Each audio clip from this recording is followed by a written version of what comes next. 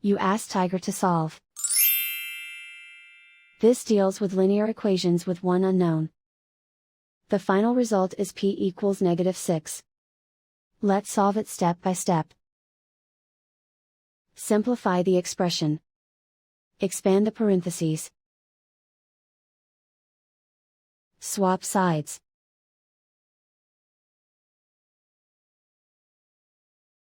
Group all constants on the right side of the equation. Subtract 8 from both sides.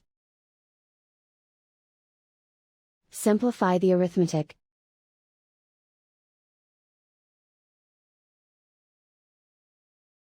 Isolate the p. Multiply both sides by -1. Remove the ones. Simplify the arithmetic. And so the final result is p equals -6.